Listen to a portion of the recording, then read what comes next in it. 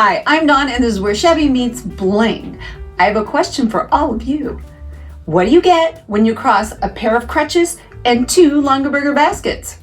You don't know? Keep watching and you will. Welcome back to another Longaberger Basket Rescue. I'd like to thank my co-host Jackie from Jackie Burns Creations. You're going to find the link to her channel as well as a link to this playlist in my description box below. This is the lucky basket that's going to get rehabbed today. I have many, huh? You know I do. I picked her up for $7.99 at Goodwill. It's in great shape, it really is, with the exception of this. The handles were missing. Somebody clipped off the handles. Well, I don't know what prompted that, but I do know when I first started collecting Longaberger, I had a puppy that chewed the handles, so maybe that's what happened to it. It does have a few marks here and there. I will clean her up the best I can. But all in all, she's a beautiful Longaberger Magazine Basket. This is what she would have looked like before those handles were cut off. You can buy Longaberger products in many places, Etsy, eBay, Poshmark, and many other sites. But there are other avenues like Facebook Marketplace, garage sales, and thrifting. I find them everywhere. You just have to look. Sometimes they hide them. Sometimes somebody wants them and it's not the right sticker or whatnot. And sometimes people don't even know what they are. So you have to be careful. There's a lot of companies that have made baskets that look just like Longaberger. I paid $5.99 for my tree trimming basket. You can see what they go for. The only thing missing on mine is a lid. So I have my magazine basket, and the thought is now, what am I going to make with it? Well, I'm going to combo it with these crutches because she's injured. She's missing her handles. All jokes aside, I am going to be using these crutches. I picked these up for $3 for the pair, and I also picked up another set just today for $2 for the pair. I will also be incorporating the 2 smaller wheels. Got these at a garage sale for $1.50 for the 3. So I kind of think you're seeing where I'm headed with this little project. I am going to be making a rolling market basket. They come in many sizes, many varieties. Some are wicker, some are plastic, and some kind of look like what I'm going to try to make. So here we go. Let's get this rolling. No pun intended. Let's make a rolling wicker market basket. I don't mind the round rivets and the little disc behind it, but these little nubbins, they've got to go. So I didn't know how easy or difficult this would be. And one little snip of my pliers and I mean, it's just coming apart. So this is the way I'm going to handle it. I even had my little coping saw and some other tools sitting around, but this was so darn easy. It was a breeze. Love it. So I get all 4 of these off, and then I move on to my crutches. Well, of course we're going to disassemble. We need to disassemble these so I can use the wood parts.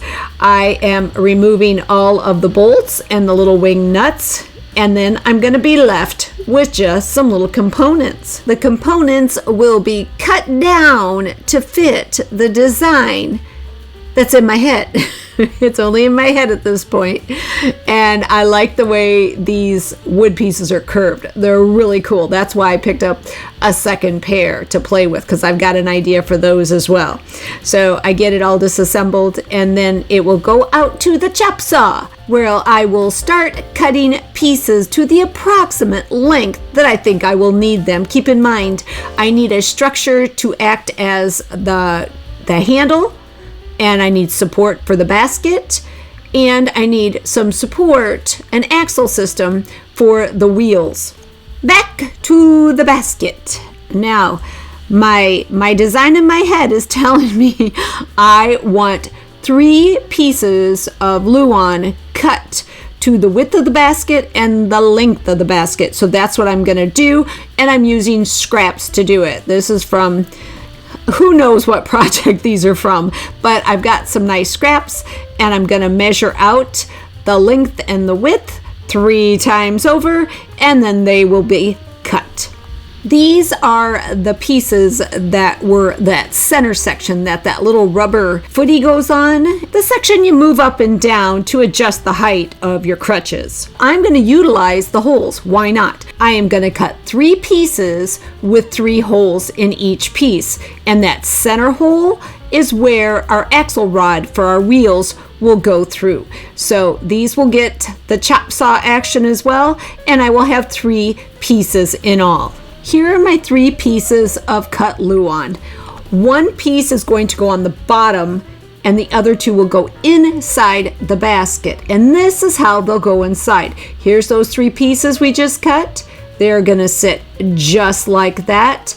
And here is the rod I'm going to use, which was a found object. It was free, and it's going to slide right through there. And then on the outside of the basket, these wheels will go on like so. Once I'm totally done and everything's assembled, this piece will set right on top of that to protect the axle.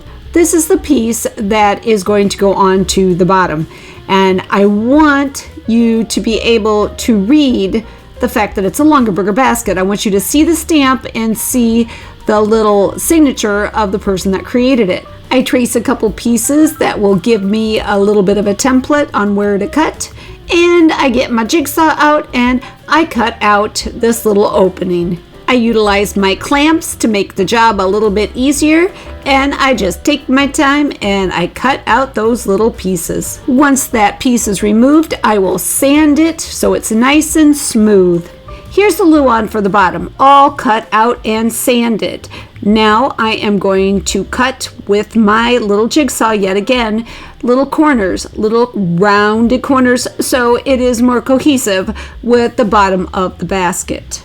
I will be rounding the corners of all 3 pieces of my Luan. One last sanding, and then we go on to stain. Now I have this stain, it is called Golden Pecan, and it matches perfect, absolutely perfect. Not only my magazine basket, but the crutches. The finish is absolutely spectacular. So I am going to go ahead and stain all 3 of these pieces. You can see how well that stain matches the basket. Now it's time to glue some of our components together. I sand the bottom of my basket, I add some wood glue, and then I place the bottom on firmly to dry. Now really the most important part of this whole project.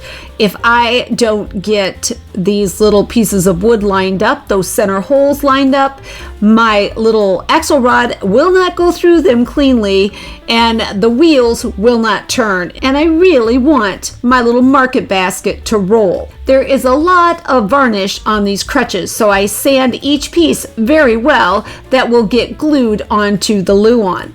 Then I need to line them up. I eyeball first, but then with the help of my speed square, I make sure that they're dead on before I glue. I take my time, I glue each piece and I lay it down and keep checking with the axle rod and the speed square to make sure I'm aligned.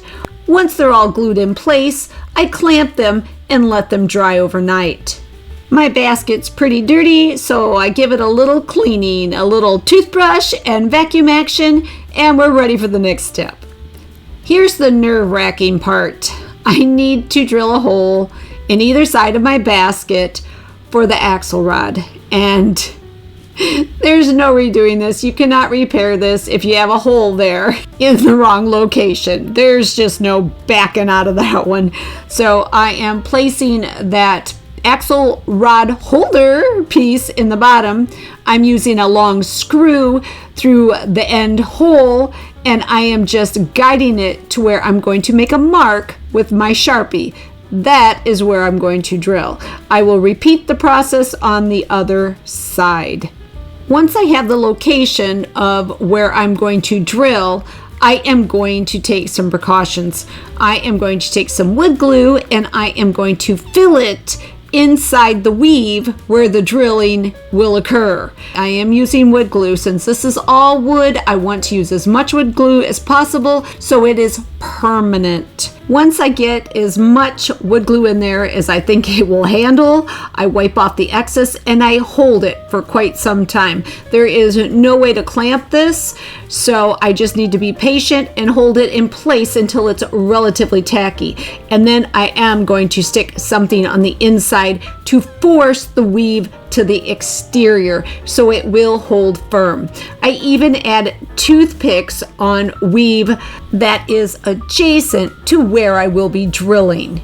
Using a drill bit that corresponds with the axle rod, I will drill holes on either side of my basket. Once I'm sure the axle rod fits, I add a little more glue, wipe it down, and add my toothpicks again to force the weave together. Now to work on my handle. This is going to be the pull of my handle. It's not the right size yet because I just determined how long I want it.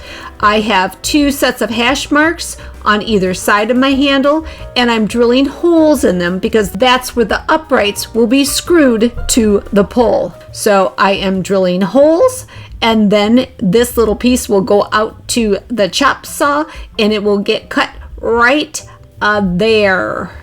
This is the way the upright and my handle, my pull, will go together just like that. I will be drilling a hole down through there and then screwing it together. My pull has been cut, and now I need to sand the little areas that are going to be screwed and glued to the uprights right here and right here. I sand it because the wood glue needs a wood to wood contact. The finish that's on these crutches will not allow the glue to adhere. I'm taking another chunk of the crutch, that center section, and I'm gluing it in between a cutoff part of the very tip top of the crutch. You can identify that as the top of the crutch. So I am wood gluing it. I will screw it together later after it has been glued to the upright and the pull, aka the handle. Here is the pull and the uprights, and they will get wood glued and screwed together. It was a little difficult to film this because of the angle that I had to hold it to make it happen, so you get the picture. Wood glued and screwed together. Now that piece that we glued together just a little bit ago is going to get glued to we're calling it a handle now because it's official.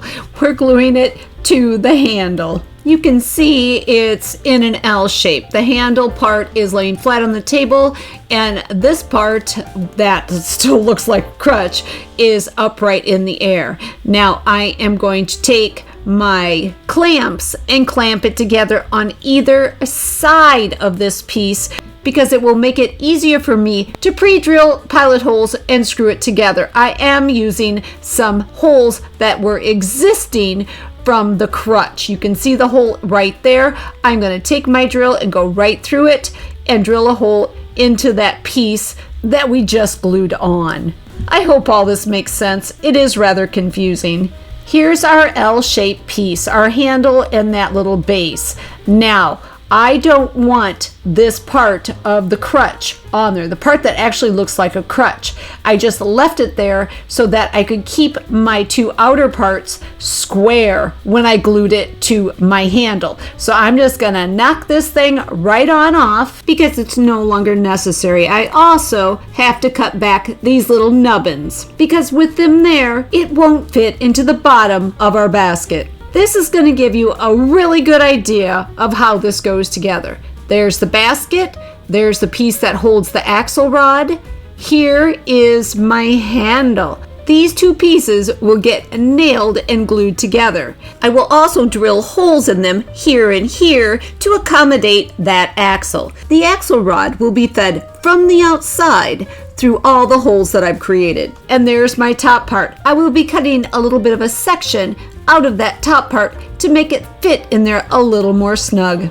I penciled in the area that I wanted to cut out, the width of my handles, and then I just used my jigsaw and cut that little section out.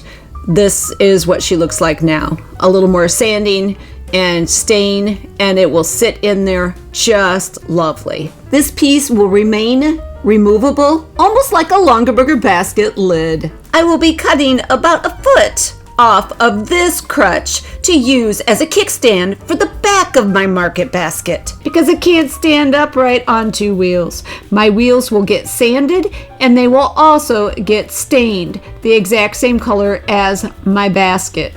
I thrifted these 4 candlesticks for 3 reasons, and 2 of the reasons will come to light very soon, I assure you. But the reason for the sake of this project is that little round disc that's screwed to the top. This will become a buffer between my basket and the wheel to stop any friction while my basket is rolling. I will drill a hole the size of the axle through the disc. I will sand it and stain it and then wood glue it to the side of my basket. This is a look at the top of my handle. I used a countersink to recess all of my screws so I could fill them and come back and paint them that copper color so it resembles the rivets on the basket. This hole will be stained. You even get a look of the kickstand down there. There she is, holding my basket upright. One last thrift for this project, I picked up a Longaberger Cracker Basket. I picked it up at Goodwill for $6.49, and she is in perfect condition. This is just a sample of what these little baskets can go for if you're not thrifty.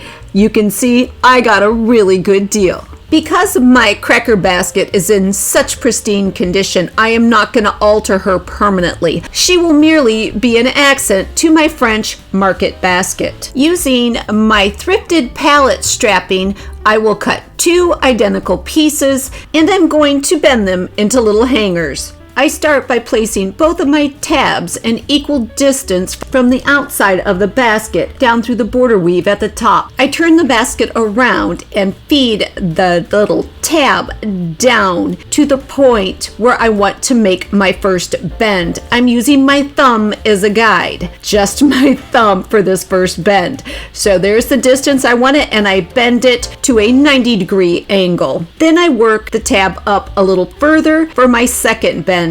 I will be using a piece of pallet strapping to measure this bend so that it is identical to the other side. I just take the little strapping piece and I measure it up against there, and then I will make my second bend, which is also a 90-degree angle. And then I repeat this process on the other tab.